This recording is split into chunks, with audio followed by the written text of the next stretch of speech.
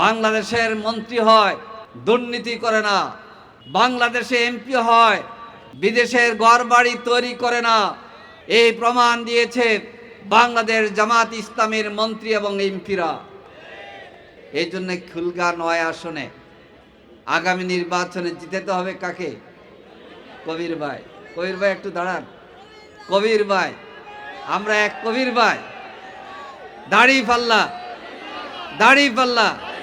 কবির ভাই।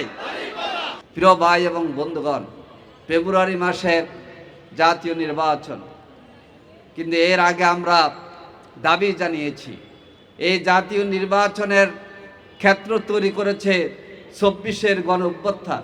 ছাত্র জনতার গণ অভ্যুত্থানকে স্বীকৃতি দেওয়ার জন্যে জুলাই জাতীয় সনদ তৈরি হয়েছে। সরকার জুলাই জাতীয় সনদের সংবিধান আদেশ জারি করেছে, কিন্তু একটি মহল জুলাই জাতীয় সনদ গণভোটে আইনে পরিণত হোক এটা চায় না। আজকে যুবকদের সামনে আমরা বলতে চাই, জুলাই জাতীয় সনদের সংবিধান আদেশ ঘোষিত হয়েছে।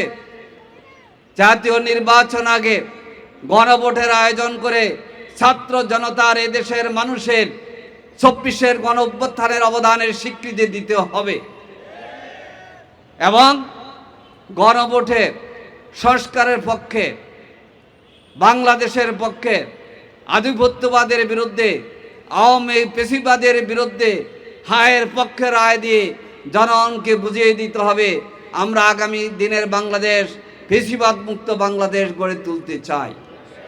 সংগ্রামী ভাই এবং বন্ধুগণ, আগামী নির্বাচনে ছাত্র জনতার আকাঙ্ক্ষা কি? এই আকাঙ্ক্ষা শহীদ আবু সাইদ বেগম রোকেয়া বিশ্ববিদ্যালয়ের ছাত্র বলে গিয়েছে, বুকের মধ্যে অনেক জ্বর, বুক পেতেছি গুলি কর। কি বলেন? আজকে বাংলাদেশের মানুষের বুকের মধ্যে জ্বর কিসের? আমরা ফেসিবাদ তাড়িয়েছি, কিন্তু দুর্নীতি মুক্ত রাষ্ট্র এবং গঠিত হয় নাই। আমরা নতুন বাংলাদেশ পেয়েছি, কিন্তু এই নতুন বাংলাদেশে এখনো সাদাবাদীর দুরত্ব চলছে। কোন কোন মহল এখন ক্ষমতা যায়নি, কিন্তু সাদাবাজির কারণে জনগণ মনে করে এরা ক্ষমতা গেলে, ভোটে নির্বাচিত হলে সাদাবাজির সার্টিফিকেট পেয়ে যাবে। এই জন্য আজকে তরুণদের এবং মানুষের বুকের জ্বর হচ্ছে। সাদাবাজ মুক্ত বাংলাদেশ থেকে, সাদাবাজের বাংলাদেশ থেকে আমাদেরকে মুক্ত হইতে হবে। সাদাবাজ এবং মাদক মুক্ত বাংলাদেশ সমাজ গড়তে হবে। আজকে নারীরা তাদের সম্মান, নিরাপত্তা এখনো নিশ্চিত হয়নি। যেই দলের হোক, নারী আমার মা, নারী আমার বোন, নারী আমার মেয়ে, নারী আমাদের পরিবারের গর্বিত সন্তান। আজকে দেখা যায় ডাকসুর সদস্য রাফিয়াকে স্লাট শেমিং করা হয়, অন্যরা আনন্দ করে। ফাতেমা তাসলিম জুমাকে স্লাট শেমিং করা হয় কেন? যেই দলের, যেই মতের কোন নারীকে অপদস্থ করা হবে, আমরা সকল নোংরামের বিরুদ্ধে জামাত ইসলামী আছে। আমরা মনে করি নারীদের সম্মান, মর্যাদা, অধিকার এবং নিরাপত্তার গ্যারান্টি দেবে বাংলাদেশ জামাত ইসলামী। নারীদের যে সম্মান, নিরাপত্তা, মর্যাদা এবং অধিকারের নিশ্চয়তা আল কোরআনে বর্ণিত হয়েছে। বাংলাদেশ জামাত ইসলামী ক্ষমতা গেলে কোরআনের আলোকে, সুন্নাহর আলোকে নারীদের সম্মান, মর্যাদা, ইজ্জত, আবরু এবং তাদের নিরাপত্তার জন্যে সুন্দর একটি বাংলাদেশ গড়ে তুলবে। আমাদের বিরুদ্ধে অপপ্রচার চালিয়েছিল ডাকসুতে শিবির জিতলে ঢাকা বিশ্ববিদ্যালয় ছাত্রীদের জন্য এক ধরনের অবরুদ্ধ হয়ে যাবে। আমার প্রিয়, আমার ভাতিজায় আমি বলি, আসিফ আবদুল্লাহ এখানে আছে। আসিফ আবদুল্লাহর বাবাও জামাতের নেতা, মাও জামাতের নেতা, বুরুঙ্গামারি বাড়ি। আজকে ঢাকা বিশ্ববিদ্যালয়ের ছাত্রীরা বলছে, আমরা মুক্ত পরিবেশে সম্মান এবং নিরাপত্তার সাথে ঢাকা বিশ্ববিদ্যালয়ে আমরা নির্বিঘ্নে চলাফেরা করতে পারি। বাংলাদেশে আল্লাহর রহমত এবং জনগণের দোয়ায় জামাত ইসলামী ক্ষমতা আসলে দল ধর্ম নির্বিশেষে সকল নারীরা মায়ের মর্যাদা ভাবে, মেয়ের মর্যাদা ভাবে, ছাত্রীর মর্যাদা ভাবে সবাই তাদের ইজ্জতের সাথে নিরাপত্তা ভোগ করে এই নতুন বাংলাদেশে তাদের অধিকার নিয়ে তারা থাকতে পারবে। সংগ্রামী ভাই ও বন্ধুগণ, বাংলাদেশের এই আন্দোলন সবল করেছে তরুণরা। তরুণদের জন্য বলতে চাই, তরুণদের এখন 65 বছরের একজন তরুণ নেতা আছে, তার নাম কি? ডাক্তার শফিকুর রহমান। বয়সে 65, কিন্তু উনার বক্তব্যে উনি বলে আমি তরুণ, আমি তরুণদের সহযোদ্ধা। কি বলেন? কারণ 54 বছরের এই পেশিবাদী, দুর্নীতিগ্রস্ত এবং মাদকের এই বাংলাদেশকে পরিবর্তন করে ন্যায়ভিত্তিক মানবিক বাংলাদেশ গড়তে হলে ডাক্তার শফিকুর রহমানের নেতৃত্বে আমরা যে 8 দল গঠন করেছি, উলামায়ে কেরাম, ইসলামী দলের নেতাদের নেতৃত্বে এই 8 দলকে ভোট দিয়ে, এখানে ঢাকা 9 আসনে কবির আহমদকে ভোট দিয়ে আগামী দিনের মানবিক বাংলাদেশ গড়ার জন্য সকলকে প্রচেষ্টা চালাতে হবে। আজকে আমরা দ্ব্যর্থহীনভাবে বলতে চাই, আমাদের ছাত্ররা লেখাপড়া করবে, এই লেখাপড়ার মধ্য দিয়ে নৈতিক শিক্ষা, কোরআন বর্ণিত নৈতিক শিক্ষা, আর তাদের শিক্ষার সাথে সাথে তারা যেন কর্মসংস্থানের উপযোগী যোগ্য হয়ে দক্ষ হয়ে গড়ে উঠতে পারে।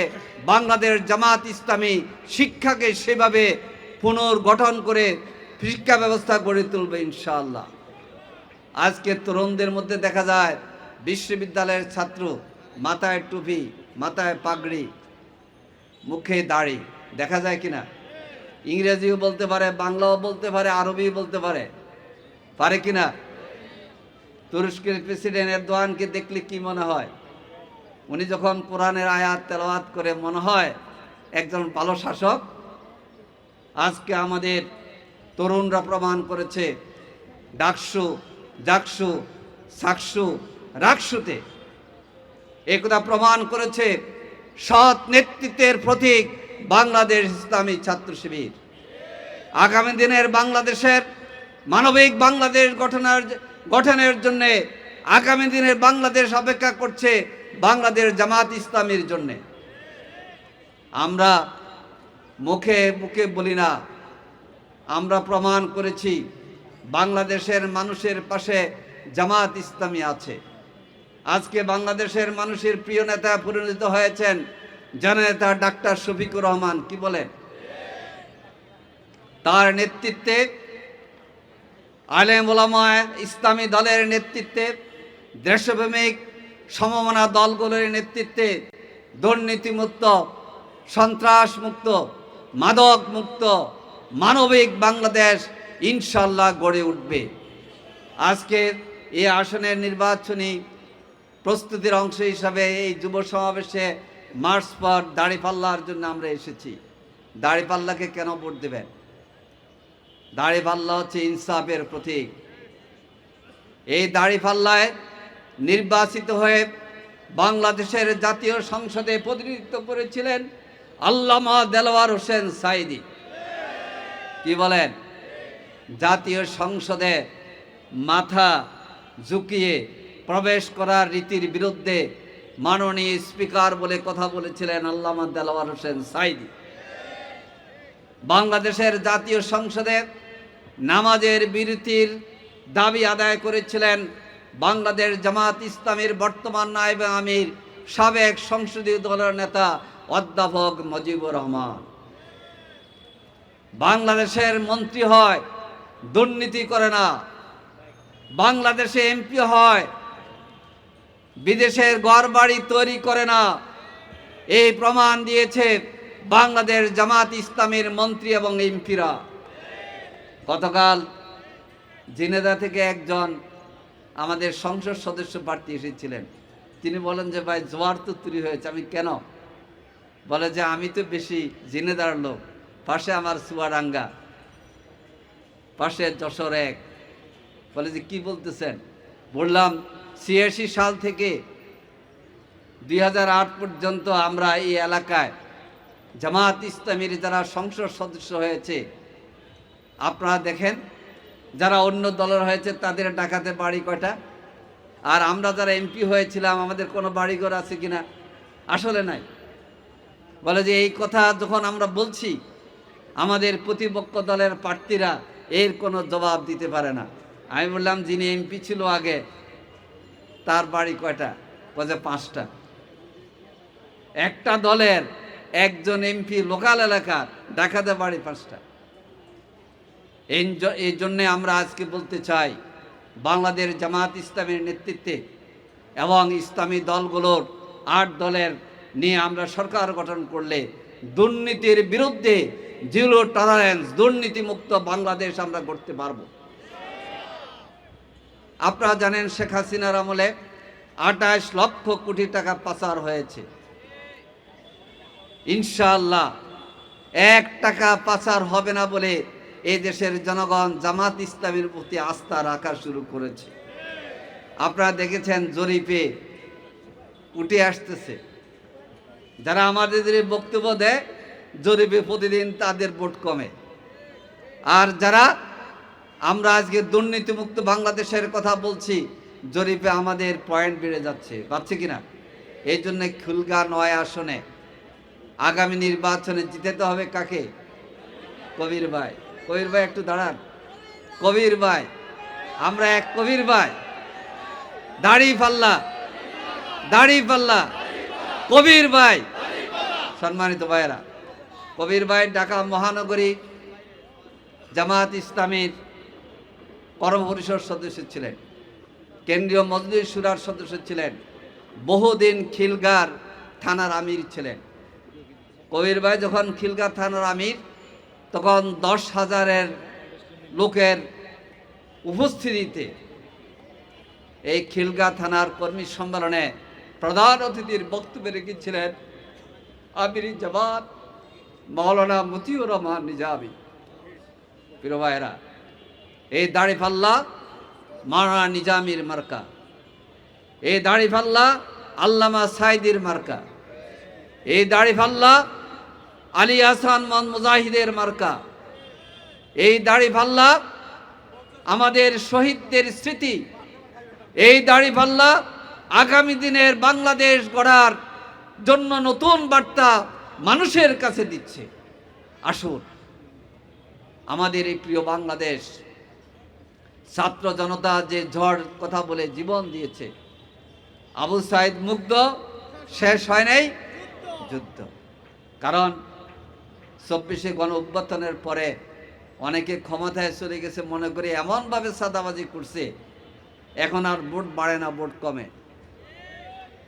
এই জন্য আসুন, আমরা এখানে দাড়িপাল্লা কবির ভাইকে জিতানোর জন্য প্রতিটি ঘরে ঘরে আমরা চলে যাব। আমরা বলবো দুর্নীতিমুক্ত বাংলাদেশ চান, আদল ইনসাফের বাংলাদেশ চান। 2006 সালে 28শে অক্টোবর এই খিলগার তরুণরা জীবন দিয়েছিল, তাদের বিচার চান। 57 জন সেনা কর্মকর্তা সহ ৭৪ জনের হত্যাকাণ্ডের বিচার চান, শাপলা হত্যাকাণ্ডের বিচার চান। আল্লামা দেলাওয়ার হোসেন সাইদির রায়ের দিন 100-র অধিক মানুষের জীবন দেওয়া সহ জামাত ইসলামের 11 জন শীর্ষ নেতা সহ 500 লোকের জীবন দেওয়া হয়েছে। লক্ষ লক্ষ বিরোধী দলের নেতাকর্মী জীবন দিয়েছেন। এদের বিচার কি আমরা চাই?